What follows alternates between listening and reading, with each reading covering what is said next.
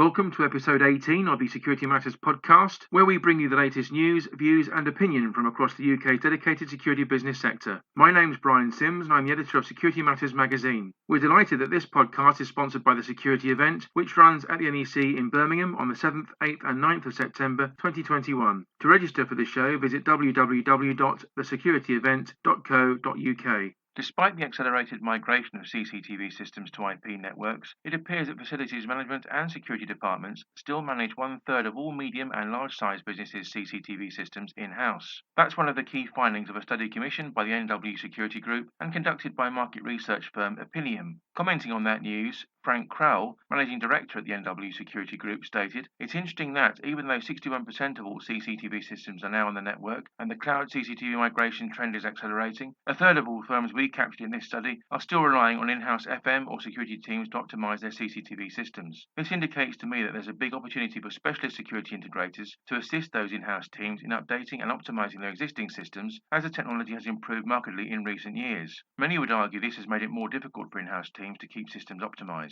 Just over a quarter, 27% in fact, of surveillance systems are now managed by IT departments. On that note, Crowell observed, heads of IT have often fought shy of taking over the management of CCTV systems. However, many of them are being forced to take a deeper interest now that the technology and installer partner capability is available to move CCTV into the cloud, enabling firms to resource CCTV system management and expertise from OPEX via more flexible monthly subscription-style CCTV as a service options. 29% of England-based firms with over 50 employees have now outsourced the management of their video surveillance systems to an external security company. Public sector bodies are slightly more likely to outsource security system management, with 31% of those public sector bodies captured by this latest study having fully outsourced their security system support and management functions. 1 in 10 medium and large-sized businesses have adopted a hybrid approach, working with a security installer for their expertise when needed, while still managing their CCTV systems in-house on a day-to-day basis. On that note, Frank Crowell explained, we're seeing more businesses looking to expert partners to help them to upgrade, improve and optimize their CCTV such that they can then derive the most return from existing systems. It's a bit surprising to find that only 1 in every 10 firms captured by our study had a declared policy of working with an external partner. This finding is worthy of further investigation during 2021. I suspect more will outsource to trusted experts as systems become more feature-rich and cloud CCTV migration levels rise. NW Security Group believes that the CCTV market is undergoing fundamental change just now and plans to investigate the implications of that change in a second study to be run later this year. The first study, conducted in September 2020, indicated that businesses were starting to expect more from both their systems and the installers and contractors that support them. There was also early evidence that, as companies consider moving CCTV systems into the cloud, they're tending to insource more CCTV management decision-making as they focus on upskilling internally. These changes will be explored in the 2021 market study. When questioned over what criteria directors or senior management in charge of CCTV systems would use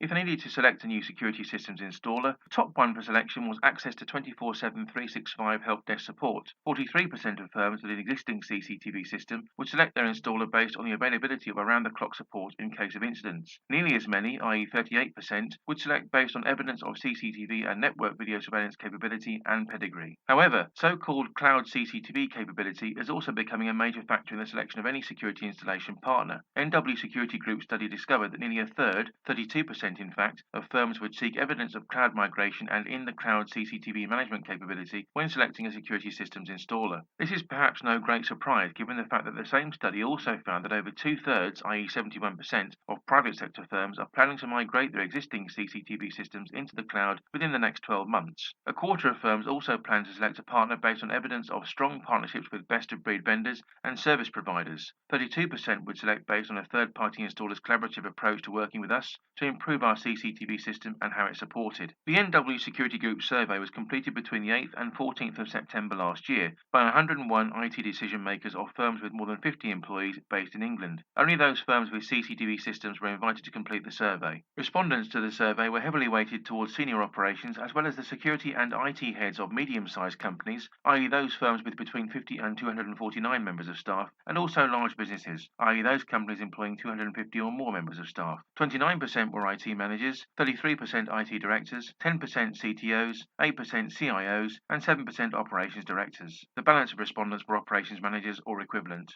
The consulting services team at the British Standards Institution has outlined 5 key trends across the cybersecurity and data governance landscape for the year ahead, demonstrating how vital information resilience will continue to be for many organisations right across the globe. 2020 saw the impact of commodity attacks that evolved to combine traditional attack skills such as phishing, remote desktop protocol, brute force and network vulnerability exploitation with ransomware to maximise the return on investment for attackers. Ransomware will continue to rise in number and sophistication in 2021 across all sectors and organisation sizes. Stephen O'Boyle, Global Practice Director for Cyber Risk and Advisory at the BSI, commented, "The cyber world is a haven for cyber criminals. We've seen how unscrupulous ransomware attackers can be as attacks on healthcare during the global pandemic persisted and ramped up. The trends of 2020 clearly highlighted new techniques to shorten time to pay. Attackers began to leverage brand and reputational impact by exfiltrating key data sets before encrypting and posting samples online and threatening full disclosure of data." O'Boyle went on to state, "Ransomware will remain very lucrative and in 2021 will continue to evolve. Until the cost of perpetrating a ransomware attack becomes more than the financial return, we can expect to see an increase in activity." It's anticipated that 2021 will see data protection continue to dominate the regulatory landscape, with main events focused on the UK's transition from the European Union, the impact of the Court of Justice of the European Union Schrems II case ruling on Privacy Shield, the California Consumer Privacy Act focused increase in anticipated lawsuits, cookie consent management monitoring, and the arrival of the e-privacy regulation. O'Boyle observed, "High-impact compliance issues will dominate the data protection landscape in 2021 and require important reviews of compliance frameworks for organisations right across the globe. With the UK becoming independent of the EU, adopting a risk-based approach is required for companies selling goods or services in the UK or who are monitoring UK-based data subjects. They will need to assess whether they fall under the scope of Article 27 under the General Data Protection Regulation. Likewise, the almost 5,000 organisations who've used the Privacy Shield for data transfers will need to revise their transfer mechanisms and update or introduce standard contractual clauses following the Schrems II decision. Payment Card Industry Data Security Standard version 4 is expected to be published mid-2021, providing more flexibility for achieving and maintaining compliance. The new standard will run parallel with version 3.2.1 for 18 months in order to allow organisations time to adopt and migrate to meet the new security obligations. Version 4.0 will allow for an outcomes-based approach, as well as the usual prescriptive control set and validation processes that version 3.2.1 provided. It will introduce more flexibility and support methodologies and enhance validation methods and procedures, including new future-dated controls. O'Boyle commented, "We see it as an advantage when used in environments such as the cloud that are evolving rapidly. As the standard attempts to keep up with evolving technology and threat landscapes, we will see control areas such as encryption and monitoring develop to take account of these landscape changes. It's important that organisations subject to the PCI DSS are aware of the upcoming changes and effectively plan to include these in their annual roadmap. Cloud migration will continue to advance in 2021 as it's used by organisations to protect assets, preserve user experience and add value. It will certainly be a benefit to those operating a hybrid working environment. 2021 will see the continued rise and shift towards the hybrid security methodology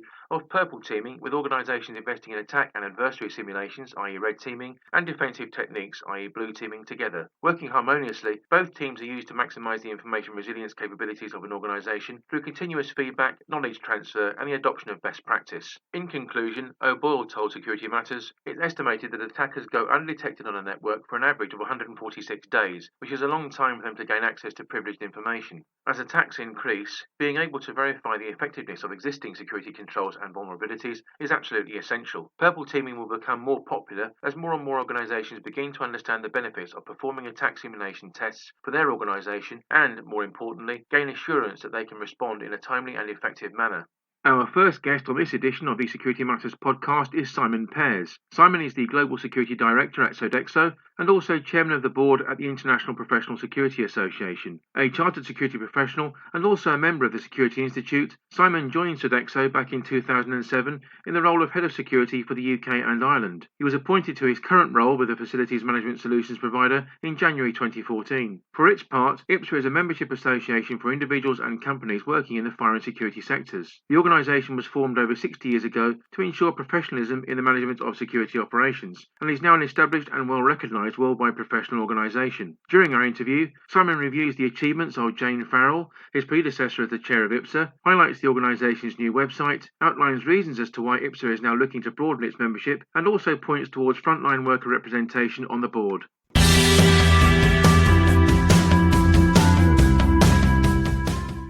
Simon, thank you very much for joining us on the podcast. First of all, looking back on 2020, in what key ways do you believe the pandemic has impacted the security sector and its constituent practitioners? Do you feel there are any positives that have emerged from an extremely bleak period for the nation and the world at large? Thanks, Brian. I personally first became aware of the pandemic, commonly known as COVID, I think, from our teams back in China in December 2019, and saw the impact on the security sector, where the security teams were an integral part of the control and response mechanisms. The demand for security increased with the extra roles, such as temperature checking, that was needing to be implemented. But I would also add that the importance on all frontline workers was thrust into the spotlight, and the vital roles they play in keeping business and industry functioning in every part of the world, whether they are technicians, nurses, cleaners, doctors, police, etc. This pandemic has raised the vital roles that they play, and my only hope is that they continue to be valued and respected once the vaccine is in place and the countries revert to a more normal pace. And this is where IPSA can represent the security sector as a holistic service and continue to promote their value. I would also add that I have seen firsthand the opportunities that the security sector has given people who have found themselves out of work in recent times. And for me, it's really humbling to see these people now enter the industry and giving them an opportunity, but at the same time, the industry benefiting from their expertise and wider knowledge gained outside of the security sector. So our mission as a professional sector is to keep as many of these people as possible within this sector, and for the profession to continue to grow and develop long after the pandemic has left our shores. Also looking back, Simon, but this time across the last 3 years, what do you believe to be the key achievements realised by Jane Farrell, your predecessor in the role of IPSA chair? Jane has been fantastic. IPSA would not be in the place today if it was not for the stability and hard work that Jane Farrell initiated. IPSA, as a member association, was struggling to define its place in the hearts and minds of the members and for it to carve out what it stood for. But I believe through Jane's calm and methodical approach, the association remained engaged with the sector and had a loyal following, which has enabled us now to use that as a solid foundation. Jane's passion for training and personal development are at the core of the IPSA values, and this is what our members appreciate. And I'm really pleased that Jane has remained with IPSA and is our Director of Training and Diversity within our new management structure. Now, IPSA has recently unveiled a new look in the form of a revamped website. As the newly installed chair of the organisation, how do you plan to action your stated intent of putting IPSA back on the map in 2021? Okay, so I feel, and I've been passionate about this, I guess all the way through, that if we're to make security attractive and accessible to all, we must capture all levels within the sector and truly be their voice and provide what they need in order to progress. The revitalisation of IPSA is our digital-only model that allows us to offer all frontline members truly free membership. The creation and inclusion of our frontline forum, who are also represented on our board, is a bedrock of this new approach. We have a new and revitalised board of directors who represent the sector covering the nighttime economy, electronic security and fire, alongside the traditional guarding business. So the new IPSA makes membership of the association accessible to everyone, and IPSA will now represent the holistic security market. Part of your thought process is to extend IPSA membership to security and fire safety technicians, Simon. What's the reasoning behind this planned move?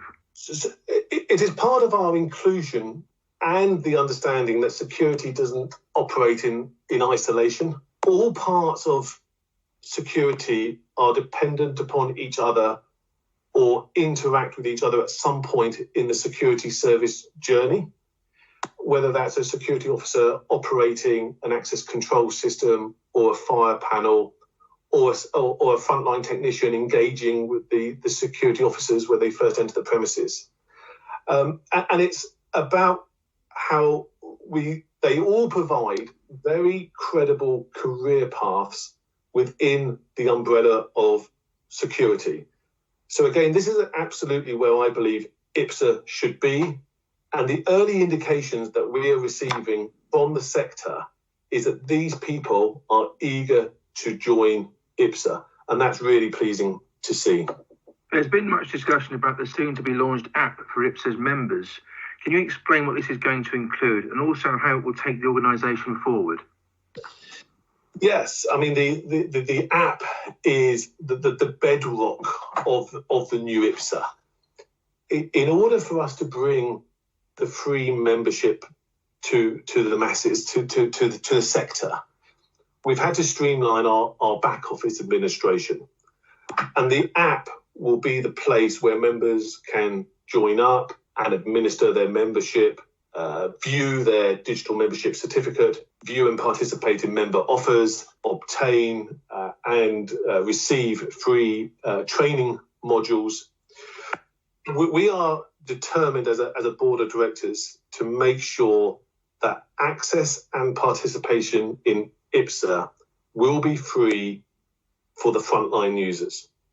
And then there are a couple more unique elements of the app, which we will announce shortly before we launch. But I'll hold off disclosing those for now. But the app is currently going through user testing. So everything should be revealed in the next 5-6 weeks on the hope that the user testing all goes well. But equally, people can sign up early via our website at ipsa.org.uk and join the thousands of people that have signed up already in readiness for the launch of the app. So it's really exciting times for IPSA, and it really is going to be something special. Frontline worker representation on the IPSA board is another key idea that's been proposed. How is that manifesting itself in practice, Simon? I wanted to make sure the new IPSA board stayed true to our values. I didn't just want a board of directors that were very experienced, but also maybe one step removed from what was happening on the front line. And the Frontline Forum was created as a unique platform to kind of facilitate the voice of the frontline workers. So this forum will not only kind of act as a conduit to kind of access matters that are important to those frontline members, but also to introduce a kind of a self-development aspect. So these people are frontline workers, and we're giving them access to board profiles, and that is great for kind of career advancement, and for them to see how an association, a board association, kind of works. We've managed to get the representation from three main areas of the private security sector: fire, frontline personnel, and security. And I think we are really kind of pioneers in this approach to, again, keeping us true and honest to our values. So our first group comprises of Deborah Stewart, who's chairman of the Frontline Forum and is working with Secure Group. Fire is represented by Kyle Ashton from Chubb Fire Services and Mark Card from Active Security Systems. So that the voice of the frontline will emerge from their meetings, and Deborah, as the chairman, and will feed back into the board. And we've also given the forums a mentor to, again, guide them, coach them in this kind of developmental journey. And the beauty of this as well is that they will rotate every 12 months. So again, we're opening up the opportunities for other frontline members to really be part of IPSA's future and success. But most importantly, for us to be really close to what is really frustrating the teams on the front line, and for us to be able to kind of take that forward and kind of push that, whether that's with the government or with the regulators or with the wider industry. So again, for me, the Frontline Forum is probably the most important part of the new management structure.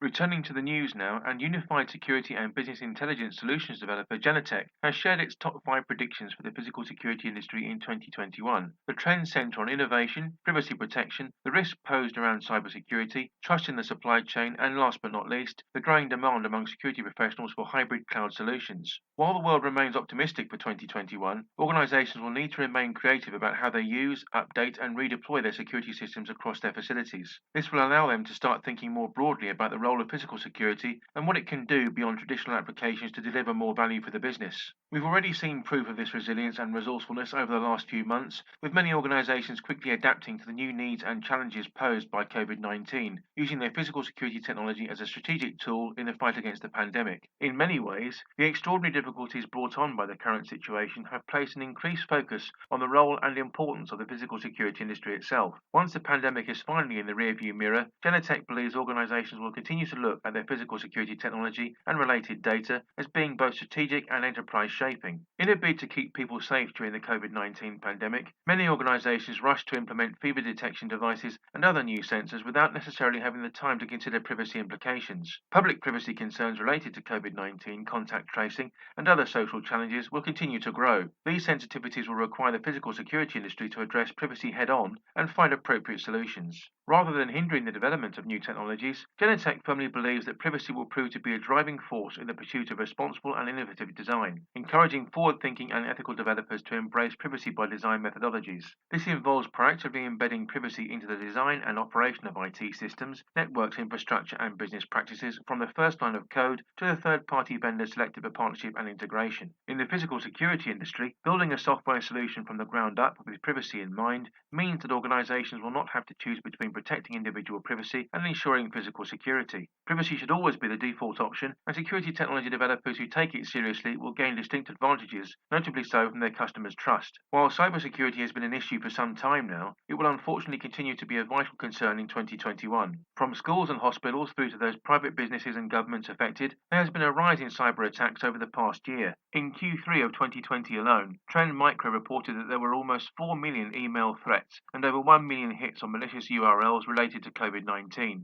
Much of this activity can be linked to the overnight shift towards remote working, which left companies scrambling to keep businesses running while also trying to secure corporate assets. This shift highlighted the fact that the traditional IT perimeter no longer exists. Businesses, organisations and governments will need to take decisive steps to strengthen their cyber posture or risk undermining the safety of their intellectual property, sensitive data and personal information. Choosing trusted vendors and deploying physical security solutions that come with layers of cyber defense is going to be vital. Security teams understand that built-in encryption, multi-factor authentication and password management are the first lines of defense. Beyond that, taking advantage of other features such as cybersecurity risk scoring, system vulnerability alerts and automated reminders for firmware and hardware updates are significant advantages in this heightened risk environment. Physical security technology has become an integral part of an organization's IT strategy and thankfully is now under the same level of scrutiny as other elements of an organization's technology stack. Some governments are already discouraging the use of certain products from security manufacturers, citing trust and security vulnerabilities as the main sticking points. End users, and particularly so those operating in the enterprise space, are taking more time to scrutinize the manufacturers, suppliers and distributors with whom they choose to work. This includes asking vendors more pointed questions about how they manage emerging threats, how forthcoming they are about product vulnerabilities and their partner ecosystem, and also what their data and privacy policies actually look like.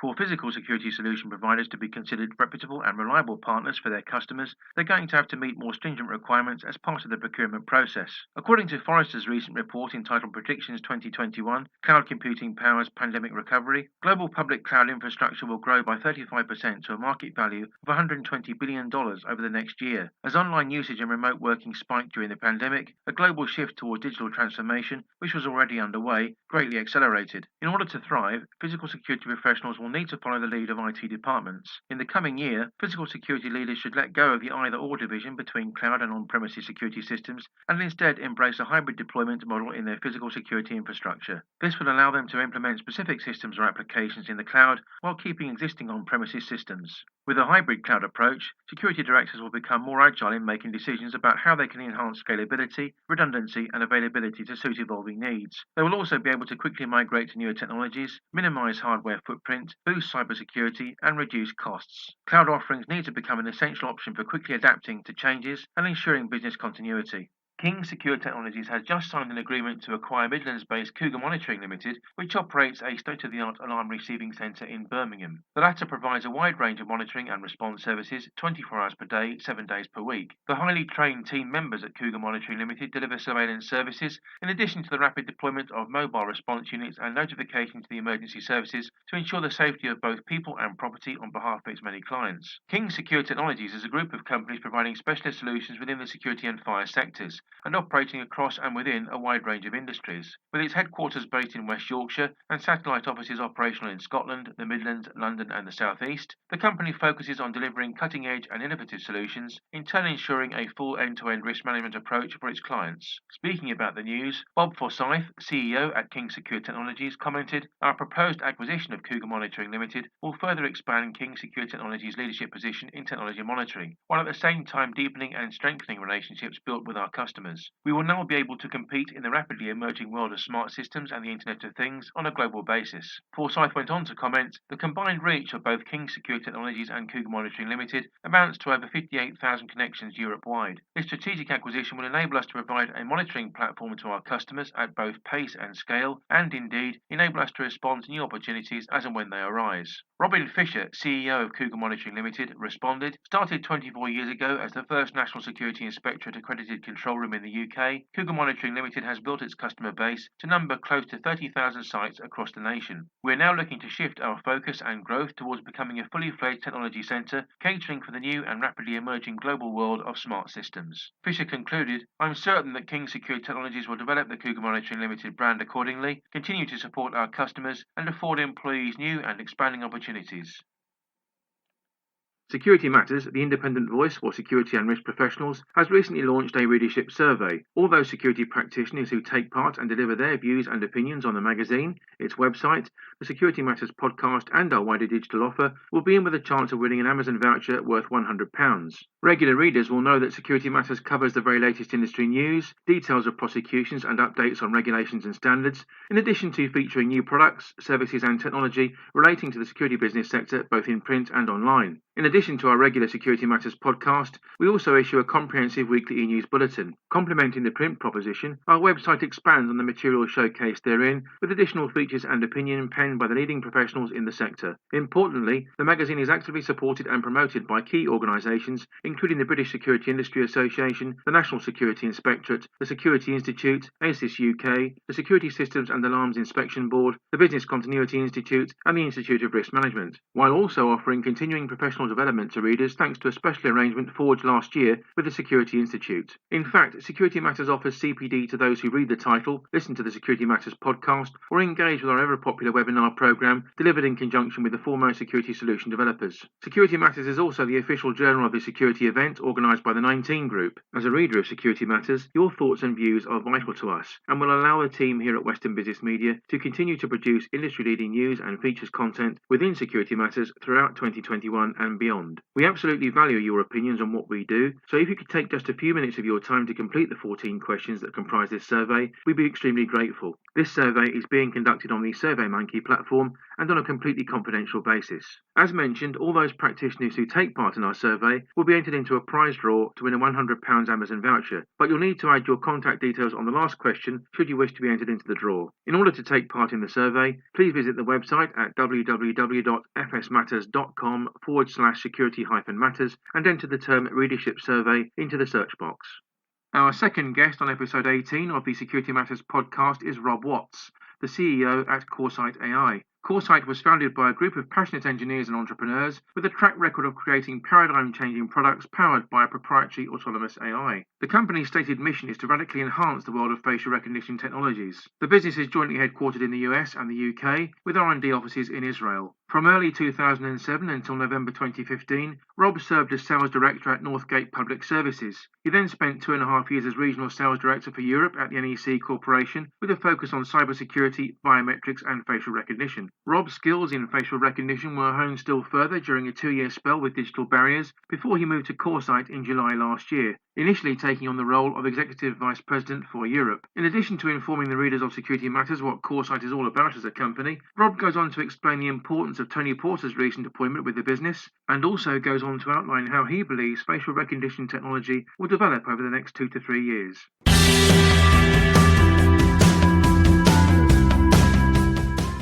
Recently, there's been talk of facial recognition being able to detect people's faces even when they're wearing face masks, Rob. Is this a genuine breakthrough, or do you believe there are bigger challenges ahead for the industry? I think interesting point. We at Corsight have been working on this technology for some time prior to COVID, even on the basis that, we're working in difficult, challenging areas, sometimes combative areas. So people do tend to wear face masks to hide their identity. We at Corsight realistically only need 50% of the face to be able to recognize a face. It's interesting that the market clearly has woken up to this, but beware in that what a number of organizations are doing is they're ingesting images of people in face masks and then getting recognition of those people in those face masks. That's not really accurate. We need one image of the person. That image of the person we will score against whether they've got a face mask on or whether they haven't got a face mask on. Ingesting an image will lead to lots of false positives if you're ingesting an image of that person in a face mask. So just be aware of that.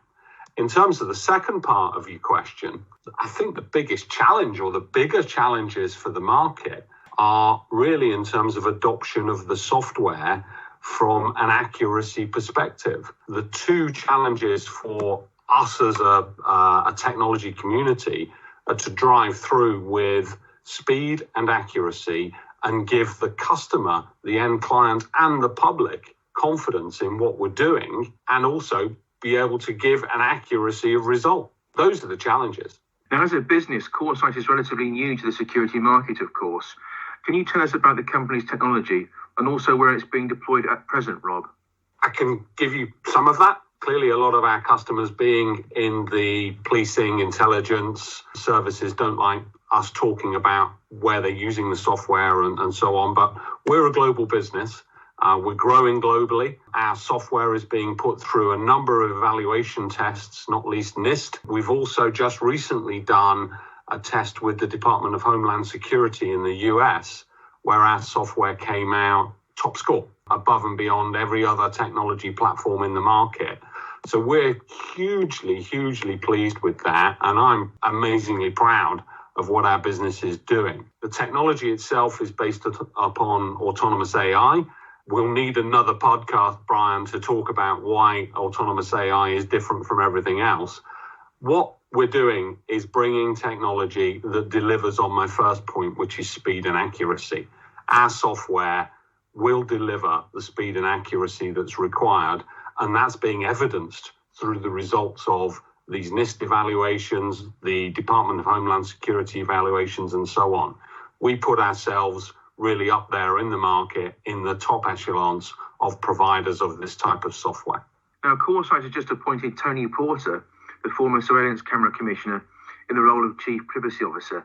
We actually reported that story on Security Matters, Rob. What will that role look like in practice?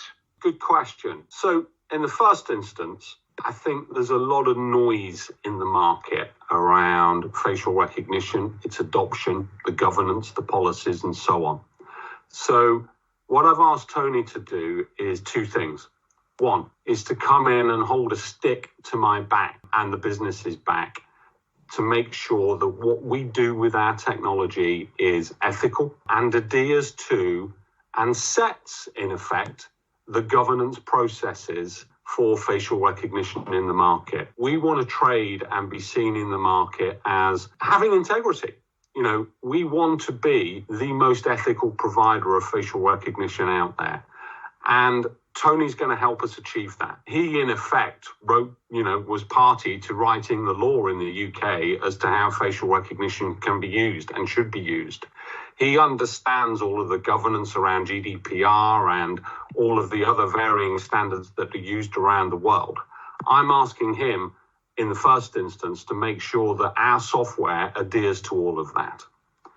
The second thing I've asked Tony to do, which is equally as important, is ensure that our customers, clients, have the information that they need to be able to deploy the software in, again, an ethical and appropriate way, using, the right protocols, using the right governance, putting the right documentation out into the market. Honestly, as I look at the market, there is quite a lot of naivety about how to deploy this technology. And Tony coming into our business, I think, is a huge coup d'etat for us to be able to share with the government, the clients, and also the market what we're doing around privacy. You've often talked about facial recognition technology having the potential to be used as a force for good, Rob. Can you elaborate on the detail behind that statement, please? I can. I head in hands moment a lot for me around this, in that you get, the naysayers saying, oh, it's doing this, it's doing that, it's doing the other. Well, look, the first thing that most organisations, most police forces, if you just look at the UK, want to use facial recognition for is as a force for good. Their mantra is protect people from harm. That's why they want to use facial recognition, is to find the bad guys, if you like, in society. Spin it round the other way. I've got a view that says that, let's look at policing in the UK. Policing in the UK is now a lot about social care, not just about policing. So if you think about, well, okay, how many people in the community are there with dementia? Is there a dementia register? Can we use facial recognition to detect people that potentially are distressed or disorientated in the street? Because honestly, I'd rather be taking them home for a cup of tea than taking them to a police station or taking them to a hospital where they'll just get more confused and more distressed. Similarly, if you've got somebody, maybe homeless, maybe a habitual drug user that is on a register, they could be a methadone user, they could be whatever, but if they self-register, what we can do with that data is, again, recognize who they are. And if they're found potentially comatose or drugged in the street, again, appropriate medication and appropriate action can be taken to potentially save that person's life. We're already seeing it being used as a force for good in casinos and the gambling community, where self-excluded individuals are being stopped from entering a casino, given that they've self-excluded and no longer want to gamble. So that is how we're seeing a force for good. That is how we're seeing people using facial recognition. And I think the whole of society has to look at that as, how can we use facial recognition as a force for good, rather than just knocking all of the time. Look, I am a chief executive of a facial recognition software provider. I don't want to live in an Orwellian society, and I don't think anybody else does. So let's look at the good use of facial recognition and how it can improve our society, not knock it. And finally, where do you think facial recognition will be in terms of uptake and technology advancement across, say, the next 2 to 3 years? We're seeing this now. We're seeing the uptake now. If I look at the market that we're in primarily is security and surveillance. We're already now seeing it being used for access control. So as the consumer sees it, as an example, I now open my iPhone with my face. It's a bit frustrating that I can't open my iPhone with my face with my mask on, but I'm sure that will get addressed. The technology will become standard across society. As an example, why do I need a credit card? I've got a face. I want to be able to start my car with my face. As a security enhancement, I want to be able to open my front door with my face. Why do I need a key? All of these things are, in effect, uses of facial recognition or potential uses of facial recognition as to where it could go. We're already seeing, as an example, gaming manufacturers talking to us about putting facial recognition on their console so they can do age-appropriate gaming. These are small advances, but you'll start to see the uptake and the prominence of facial recognition over the next 2 to 3 years.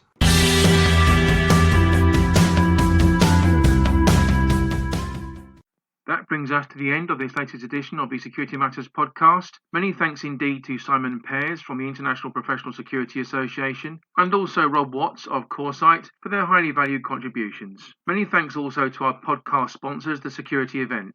The Security Event runs at the NEC in Birmingham on the 7th, 8th and 9th of September 2021. To register for the show, visit www.thesecurityevent.co.uk. Don't forget to visit our website at www.fsmatters.com/security-matters, where you can view our podcasts and read the latest news and opinion from the security business sector. You can also access our dedicated features content and sign up to receive our weekly e-news bulletins. Please do contact us if there are any key themes or issues you would like us to explore on upcoming broadcasts. You can do so on Twitter by using the hashtag SecurityPod. On that note, do make sure you follow us on Twitter at WBMSecMatters. Please do like and share the podcast content and spread the word among your industry colleagues. You can listen to the Security Matters podcast for free on iTunes, Spotify, YouTube or Podbean. To download the podcast on iTunes or Spotify, all you need to do is enter the term Security Matters into your chosen platform search box. We'll see you next time.